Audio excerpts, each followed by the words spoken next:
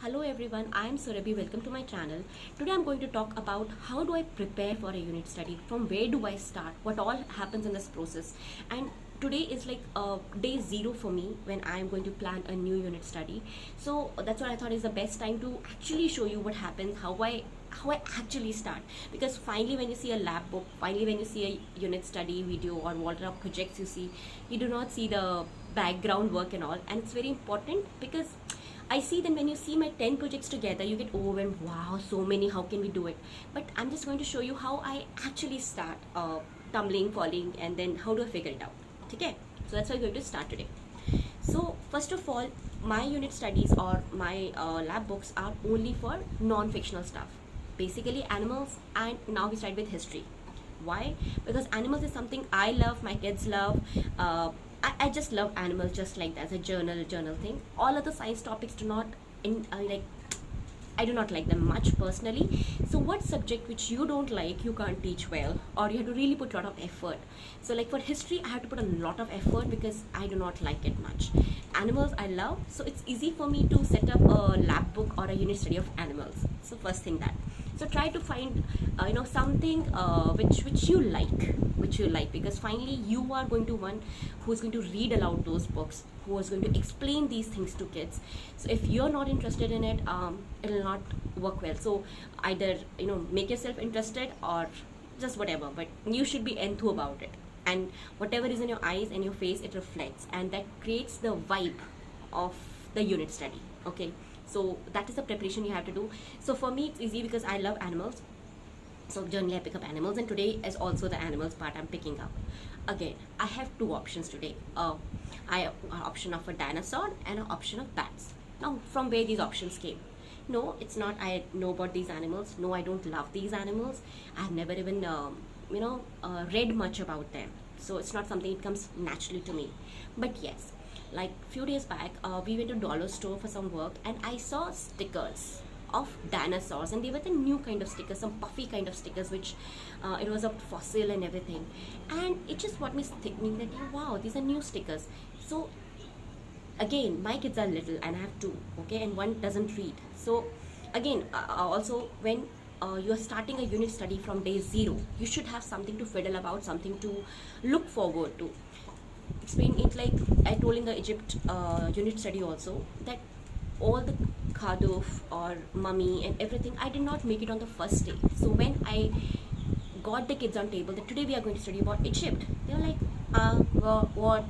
So that time I had the safari tubes to fiddle about, look into, and generate that spike of love of learning the thing.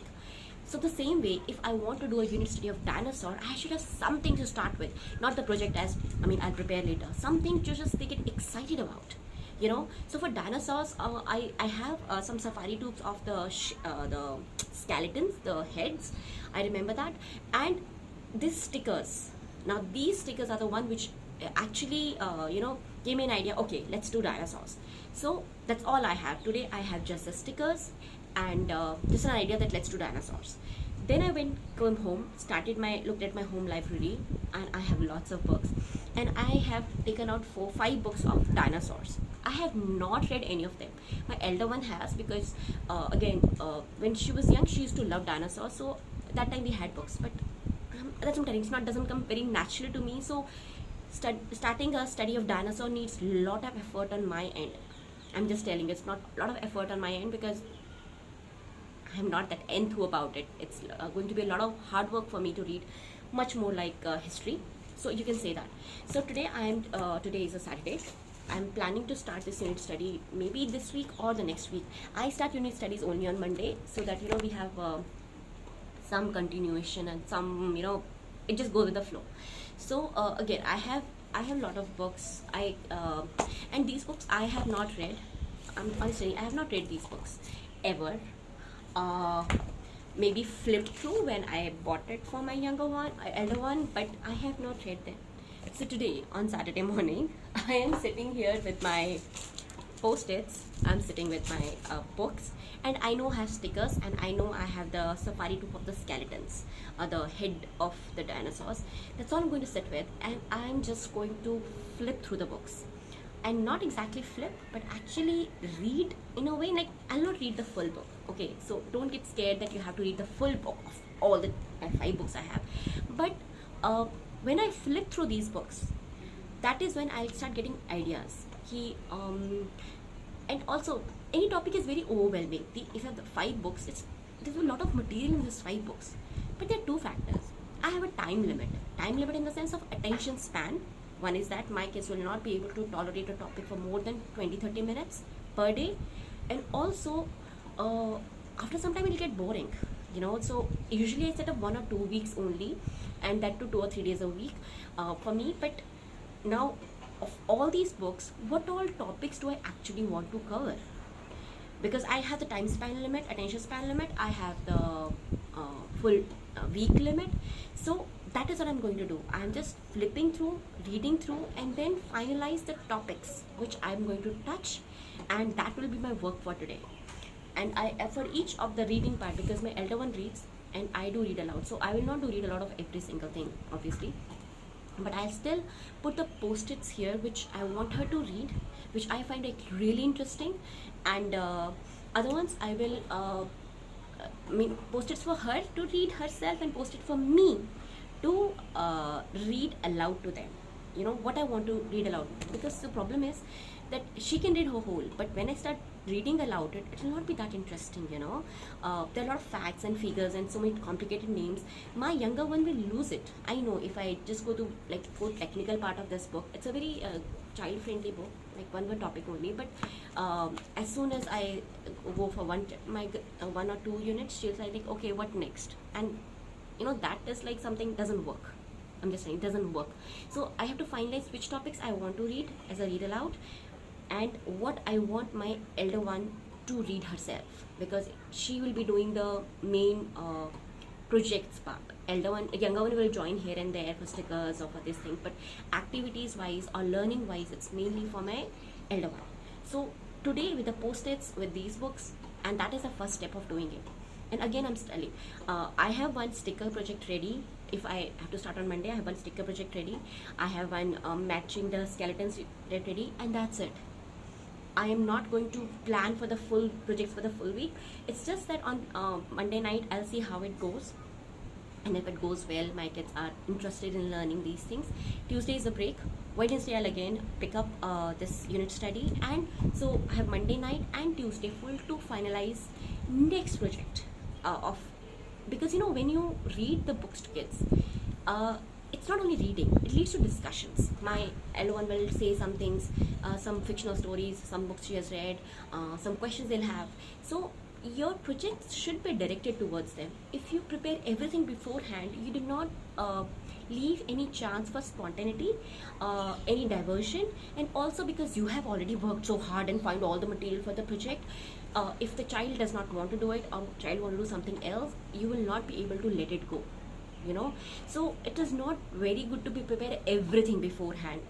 That's what my procedure is. So I'll have 2 or 3 projects ready, either physically or maybe in I'll check Pinterest or Google in the night, something I can do, and then we will just start. Because see, you are not telling your child that we are going to read about dinosaur for 1 full week. You don't know and you don't want to. If in 2-3 days you do not find that spark of joy, or if the child doesn't find, let it go, let it wrap in 3 days. Whatever they learn, it's okay. हमें exam थोड़े देना है कि हमें dinosaurs का पूरा पता होना चाहिए, ऐसा नहीं है. If in 2 days they picked up what you felt is good, what they felt interesting, and that's it, we'll start with another one. So that's how should be the approach towards unit studies, rather than tick tick tick tick tick हमने ये सारा कर लिया, ऐसा नहीं होता. So that's what I'm telling. When you see the final projects, I share the projects which are like remarkable. Which I'm very proud of myself, honestly. But there are so many small projects or small these things keep happening in the house which I do not share, because they just work for 1 or 2 days, and then I'm like, I don't find interesting, or my kids are like, it's boring, or not everything clicks. But then that's the beauty. You learn some things and just move on. May not be the full chapter, may not be everything about dinosaurs, but even if I start a topic, they play with the stickers and they learn 4 or 5 new terms, and that's it. That's completely it. And I think that's how I roll. So that's how. Today I have two. One is the bats, one is the dinosaurs, and for bats, if you ask me what I have, as of now, I don't have anything about bats, except I got some printouts because my husband was talking about echolocation thing, something they use in their artificial intelligence, something he was talking. So my girl was like, yeah papa, I know about echolocation, and she was like, how do you know? So that's how we started. Then I don't know, Google listens to me or something, but I came across a like lab book of bats, which is a very very simple lab book. It's for little kids, very very simple, just 3-4 pages. So this one I have. So I just got it and I got a printout, and I'm thinking that maybe bats, maybe dinosaurs, and we will see. So today I'll do that groundwork, and we'll see. Maybe some you'll study for 1 day or 2 days, and some will take for 2 weeks. Again, depends on the material I have and my enthu to do it, or what I feel about it. So just be prepare yourself well, and if you don't like something, don't do it, because you will repel your child. He will not learn, because if you don't love it, and don't have the mindset कि टिक टिक टिक करके मैंने ये topic पढ़ा देना वो. You are developing the love for learning, you are developing the love for science or history or any subject. So let it grow bit by bit, and they have a whole life to learn, so you don't have to teach everything one day. So just enjoy and learn slowly, and I think that works with everyone.